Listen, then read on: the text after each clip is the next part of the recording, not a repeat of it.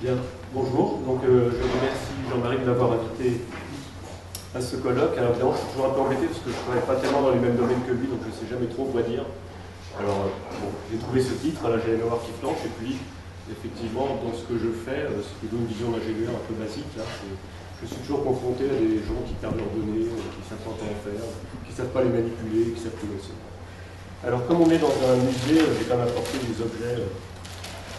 Des vrais objets de mémoire avec lesquels on peut faire des architectures, un disque dur. Un disque dur, vraiment très dur. Des disquettes, voilà. Attendez, j'en ai encore. On fait une petite muséographie comme ça. Des cartouches. Alors, des bandes. Donc j'ai bientôt fini. J'avais encore quelque chose. Voilà, donc la mémoire, avant, c'était quand même des objets physiques, on pouvait faire des tas de choses avec. On pouvait, par exemple, on pouvait faire des cubes, les empiler, on pouvait faire des châteaux de cartes, peut-être avec une disquette, on pouvait faire tout un tas de choses. Voilà. Donc les supports physiques, on les voit plus, en fait, ils avaient un sens, on pouvait faire des tas de choses avec, même si on ne savait pas forcément lire les disquettes. Alors, justement, je vous présente Hermann Hollerith, qui est le premier à avoir eu l'idée, paraît-il, de faire des trous dans des cartes. Donc il a fondé une société qui ensuite est devenue IBM.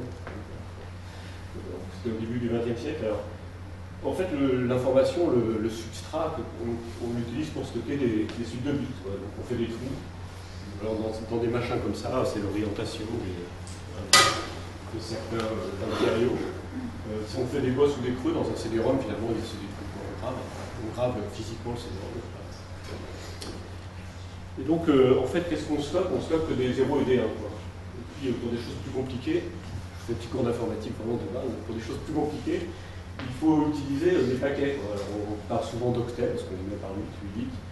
Alors ça permet de stocker, si on veut, 256 choses distinctes, ce qui est pas mal. Et puis comme c'est pas assez, on fait après des mots, dans les mémoires, des mots de 2, etc. Et puis là où ça se complique, c'est que pour utiliser ces combinaisons, il faut se donner des conventions. Il faut savoir ce qu'on écrit, ce qu'on écrit. Alors pour les caractères, au début on utilisait, dernier objet muséographique. Voilà, alors. Une bande de telex. Alors le telex c'était un outil magique où on faisait des trous dans une bande d'un côté, ça faisait des trous dans une bande à l'autre bout du monde en même temps. C'était génial. Ah, voilà. Donc pour caractère codé sur 5 bits, vous pouvez venir prendre 10 cm de telex. Voilà. Et puis voilà, on est passé à 7 bits, maintenant on est à 8 bits. Et puis en fait c'est toujours pas uniformisé, c'est-à-dire qu'on reçoit la moitié des mails avec des trucs comme ça, qui montrent que personne n'a encore réussi à uniformiser le codage de choses aussi simples que des caractères. Donc ça laisse un peu rêveur parce que quand on veut stocker de l'information, si déjà on n'arrive pas à rendre des choses basiques, c'est pas mieux. Donc pourtant, UTF-8, voilà, qui est censé être un peu universel, ça date d'avant 2000. Le dernier request for commons, je sais pas quoi, date de 2003, donc ça devrait être utilisé, mais non, ça ne marche pas. Et puis, par exemple, un autre problème puisque moi je fais beaucoup de numérique, c'est qu'on veut stocker des nombres. Alors, on veut stocker des nombres, comment on fait? On les stocke dans une certaine base, ou est-ce qu'on stocke une suite de chiffres, 352, ou la mantis et l'exposant, 0,5 puissance 10, des choses comme ça, ou est-ce qu'on met des signes, plus ou moins, etc. Et puis, est-ce qu'il est logique de stocker ce qui est plus grand d'abord, c'est-à-dire 54 c'est 5 fois 10 plus 4, ou bien ce qui est plus petit d'abord, puisque 54 développé en base 10, c'est 4 plus 5 fois 10. Alors, il y avait des normes, il y avait des machines on les appelait Big Endian et Little Endian. Alors c'est lié au voyage de Gulliver, parce que dans les voyages de Gulliver, il va chez les Lilliputiens, et les Lilliputiens mangent leurs œufs par le gros côté, et le roi, lui, voulait qu'ils les mangent par le petit côté. Donc il y avait Little Indian et en fait, il y avait des machines qui étaient Little Indian, les autres petites, et donc quand on prend des vieux supports, comme ça des bandes, on ne sait pas comment c'est stocké, on ne sait pas si les bits sont de droite à gauche ou de gauche à droite, et on ne sait pas relire non plus. Donc ça, c'était des problèmes, par exemple, on a travaillé pas mal avec des gens du CNES, c'est des problèmes basiques, c'est-à-dire ils ont des observations du ciel, des machins qui stockent depuis des années sur des bandes, des trucs comme ça, et puis ils ne savent pas ce qui est écrit sur la bande. Et puis quand ils le savent, ils ne savent pas comment c'est écrit. Donc du coup, c'est totalement inutilisable. Voilà, donc il faut retenir l'histoire des œufs. Voilà, donc si on ne sait pas ce qui est écrit sur le support et avec les conventions, il y a peu d'espoir d'arriver à le relire. On peut faire des châteaux de cartes, ça s'applique à ça. Et puis, De toute façon, c'est plus relire la plupart des supports, c'est-à-dire ceux-là, mais même d'autres. Alors, pourquoi? Parce qu'il n'y a plus de dispositif pour les lire, effectivement. Ces bandes magnétiques, alors, ces cartouches-là, c'est sûrement des données de simulation très importantes. Je doute qu'on puisse les relire. Et puis, même si on a le dispositif, le support, lui, c'est autodétruit. C'est-à-dire qu'une bande magnétique, au bout de 10-20 ans, elle s'est effacée. Les CD-ROM, c'est guère mieux, ils s'autodétruisent, la matière se transforme. Un disque dur, ça vaut à peu près 5 ans. Et pire, les deux, par exemple. Il n'y a plus de dispositif et puis le support est détruit. Donc, de toute façon, il n'y a plus aucun espoir. Alors, on se rappelle, Betamax, c'est au futur. Donc, maintenant, il y a des gens qui ont encore des cassettes Betamax. Mais pour les lire, c'est dommage. Ça ne marche plus. Alors, certes, voilà, dans les doutes, il y a presque le cloud. Alors, pour moi, le cloud, vu comme ça, c'est quelques millions de disques durs qui servent à stocker des données. Ils ont tous une durée de vie d'à peu près 5 ans. Alors, on a rendu à demi-jour. Question école élémentaire, au niveau bac. Combien tombe en panne chaque jour? Un disque tombe en panne chaque jour. Donc, même stocké dans le cloud, il y a peu de chances pour que ça survive. Alors, certes, il y a de la redondance, c'est-à-dire qu'on duplique les choses au niveau local. Il y a de la duplication, donc on duplique les choses de façon distante, etc. Mais c'est pas gagné. Alors, heureusement, je reviendrai, le Big Data a inventé la donnée jetable, donc si on en perd, c'est pas très grave. Donc, j'imagine un peu. Alors, supposons qu'on ait quand même réussi à écrire quelque chose sur le support. Alors ensuite, il faut quand même arriver à connaître la structure de ce qu'il y a dessus. Alors, quand on fait des cours informatiques un peu débutants, comme ça, ben justement, on dit des répertoires, ou par exemple une cathédrale, parce qu'en fait, il y a des métadonnées qui permettent de se déplacer. Dans une cathédrale, à chaque fois qu'on se cogne à un pilier, hop, on lève la tête, on voit des chapiteaux qui racontent des choses. Donc, il y a l'acheminement comme ça, et finalement, c'est un peu pareil, c'est-à-dire qu'on a placé des objets qui permettent de reconstituer d'une certaine façon la mémoire de ce qu'on a voulu faire. Voilà. Donc on essaie de mettre des choses pour localiser les données et puis pour se repérer dans ces trucs-là. Alors, c'est ce qu'on utilise un peu le plus quand on stocke ses mails dans des répertoires, on stocke ses fichiers dans des répertoires, on stocke tout un tas de bazar. Mais c'est pas forcément très efficace. Alors ensuite, on peut faire mieux, c'est-à-dire on peut faire des bases de données, par exemple, avec des tables et des relations, tout un tas de bazar. Alors, l'analogie, c'est un petit peu la carte. On peut se déplacer avec des liens, des choses comme ça. Alors j'ai des collègues qui raisonnent sur des îles quand ils travaillent, ils se construisent une île et puis ils mettent les choses auxquelles il faut qu'ils pensent sur l'île avec des routes comme ça. Puis, ça leur permet de raisonner en 2D et demi pour moi. C'est un peu mieux peut-être. Mais là, ça pose un problème, c'est qu'il faut des langages pour construire ces tables et puis pour les interroger. Et en informatique, les langages, c'est pas des choses très, très stables ou très pérennes. Alors il y a un truc génial, c'est on voit pas très bien, mais il y a un site web qui répertorie un peu l'arbre généalogique des langages de programmation. Et donc il y a, on ne voit pas tellement, mais là là-dessus, si je regarde là, il y a Java, il y a PHP, il y a C++, il y a TCLTK, il y a Ruby, il y a machin, il y a bidule là. Et tous ces langages, chaque fois on a eu une idée géniale, tant qu'on l'a augmenté, on a fait un autre truc. Et si on fait cette bande sur du papier A4, elle fait plusieurs mètres de long. Et à la fin, on a toujours plein, parce qu'on passe son temps à inventer des langages géniaux. Et effectivement, le premier, bon là ce que je dis par exemple à mes étudiants, je leur dis le premier truc de l'informaticien, ça devrait être de choisir d'abord le langage adapté à son travail. Alors, évidemment, généralement on n'a pas le choix, mais ça devrait quand même être ça. Et il y a des gens qui pensent comme ça, donc ils créent des langages à longueur de temps, certains deviennent des standards, on ne sait pas pourquoi, et puis d'autres disparaissent. Mais en fait, c'est vraiment une tour de Babel en perpétuelle reconstruction, et donc c'est très difficile aussi, parce que si on n'a plus le langage, si on n'a plus le compilateur pour le compiler, si on n'a plus les bibliothèques qui est autour pour exécuter les programmes, on a perdu aussi tout. Donc on a beau avoir le code, on ne peut plus faire grand-chose avec. Alors je continue. Bon, si on essaie de faire un peu mieux, alors oui, voilà, juste un mot sur ce qu'on appelle l'ontologie en informatique, c'est quand même toujours pas très compliqué.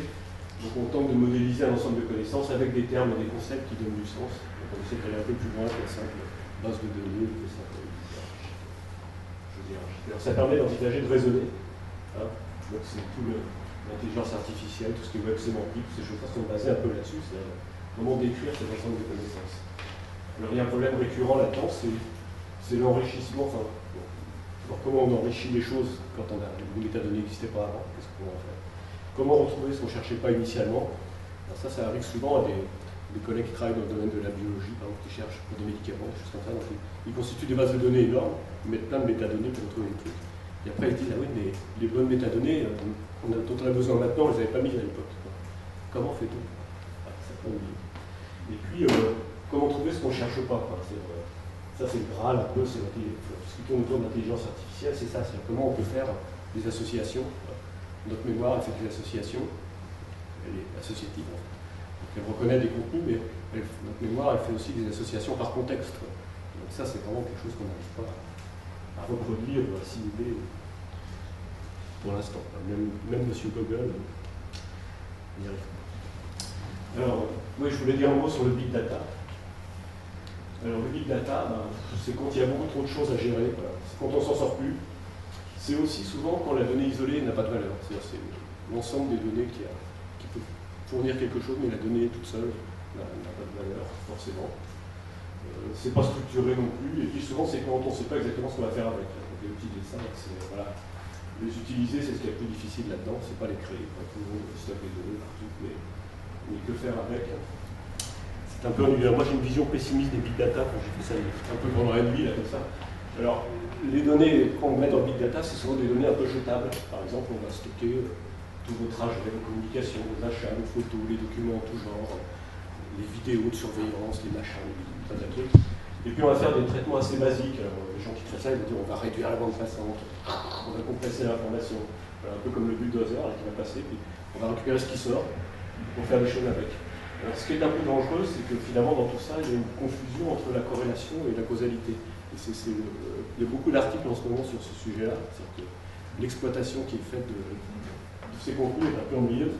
Et il y a eu un article dans Le Monde qui a donné lieu à pas mal de polémiques. C'était les dérapages incontrôlés des maths. Donc les mathématiciens ont dit qu'ils n'étaient pas coupables. Ils faisaient des méthodes, ils ne s'intéressaient pas aux gens qui les utilisaient. C'est très intéressant. Et ça, c'est quand même un peu grave. Alors, je vais donner un exemple. Donc, mon portrait robot après traitement big data de mes poubelles, ça peut ressembler à ça. Alors ensuite, il y a des gens qui vont tirer des conclusions. Automatiquement, ils vont dire ce type-là est un acheteur potentiel d'une grosse berline diesel. Ce type-là est probablement un terroriste ou des choses comme ça. Mais ça marche comme ça, c'est un peu déprimant. Voilà. Alors le big data, oui, c'est quelques désagréments. Donc mercantilisme, effectivement, en fonction de ce que vous achetez dans ce état de proposition. Nivellement culturel, donc c'est le plus ennuyeux, c'est-à-dire le moteur de recherche va vous donner le site moyen dont on sait qu'il ne déplaira pas au plus grand nombre. Voilà. Donc, le couple d'enfer, Google, Wikipédia, par exemple. Les prises de décision hasardeuses, ça c'est embêtant pour les économistes, hein, parce qu'on voit bien que les banques prennent des décisions qui leur coûtent très cher sur des analyses de big data. Plus inquiétant, la surveillance des individus, bon là, des choses comme ça. Et puis, voilà, des univers à explorer, parce que toutes ces corrélations, si on ne cherche pas à en tirer des informations très précises sur les choses, on peut simplement se contenter de les faire sortir et de les regarder et de voir comment elles se structurent naturellement, et ça c'est d'autres travaux. Alors juste pour finir ensuite, alors, les données sont volatiles et pas seulement dans le cloud, donc voilà, les gens avec qui je travaille, ils passent leur temps à perdre leurs données, c'est normal. Les restaurations ne marchent pas, ils ont un disque derrière, mais justement ça n'a pas marché, ou ça fait trop longtemps qu'ils ont sauvé. On a volé l'ordinateur, mais le mec a volé le disque aussi, donc c'est dommage. C'est souvent comme ça. Donc ça ne marche pas. Et puis, il y a plus compliqué, quand on a des gros systèmes, alors j'ai pris une image un peu hasard sur le web, mais voilà, il y a des applications, il y a des bases de données, il y a plein de machins, il y a des transactions. Et puis si un composant tombe en panne là-dedans, même si on l'a sauvegardé régulièrement, si on remet la sauvegarde, l'ensemble ne marche pas, parce qu'on a perdu la cohérence de l'ensemble. Alors souvent, maintenant c'est des machines virtuelles, par exemple, on sait sauver une machine virtuelle, donc on fait un snapshot, une machine virtuelle c'est un fichier. Mais quand on la remet en marche, elle n'est pas cohérente avec la base de données qu'elle pilotait, etc. Donc finalement ça ne marche plus, quoi. Donc on a beau sauvegarder des tas de trucs, donc on a des collègues là, qui ont perdu un an de boulot là, il n'y a pas longtemps, ils avaient tout sauvé, mais on n'a jamais pu rétablir le système, c'était un peu vert. Mais effectivement c'est comme ça. Et donc si on n'arrive pas à considérer, comment on appelle ça en français, un workflow pour sauvegarder les choses, eh bien ça ne marche pas. Et évidemment sans arrêter le système. Donc c'est très compliqué. Et puis, alors j'ai une dernière petite chose, voilà. Alors, quand plus rien marche, le mieux c'est de se mettre à écrire des poésies, c'est ce que je fais. Parce que quand tous les gens sont fâchés autour de la table, alors à la manière de Raymond Queneau, enfin à la manière d'Alcibiade, donc ce qu'on appelle une morale alimentaire, donc, procédure respectée, sauvegarde incrémentale, processus sécurisé, cohérence fonctionnelle, bien sûr, tout le monde est content. Incident bloquant, système saturé, crash imprévu, agrégat détruit, là ça commence à être dommage. Restauration différée, conflit altéré, données absentes, ingénieur déconfit, effectivement. Donc pourtant l'été se penche sur la machine amnésique, Donc l'été, c'est pas que le fleuve, c'est aussi l'ATS le public, Philippe Chakil, Thiro, réversibilité problématique, chemin perdu, mémoire effacée, connaissance évanouie. Voilà.